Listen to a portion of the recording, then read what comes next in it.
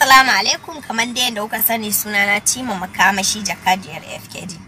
So, naji mutane suna ta tambaya na akan kes dina da Sadiya, kuma ita ma naji tana karyata cewa an kama ta. Nayi karanta gurin SIB, sun je sun kama ta, sun bincike ta, ta kwana ta wuni, ta bada hakuri, kes ya riga ya wuce. Dan Allah mutane ku daina yawan tambaya na.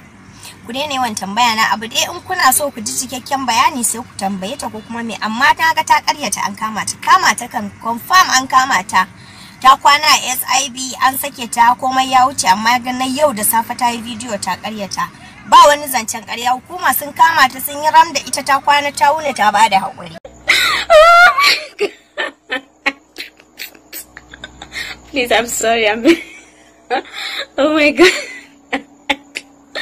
Kusa me yake sani dariya ne? If you enter YouTube, na Sadiya Haruna the Rain. If you enter Instagram, na Sadiya Haruna. If you enter Facebook, na Sadiya Haruna. Kai, in fact, let me tell you, there is a group on WhatsApp, only Sadiya Haruna. I can't believe I'm so popular. Oh my God. So, that's not the point. Kusa menene? Makaranta yayi a rayuwa. Yeah, I mean it. Ko duk da cewa Najeriya mu ga kai makaranta ka gama ba aiki, kar ka ji haushin.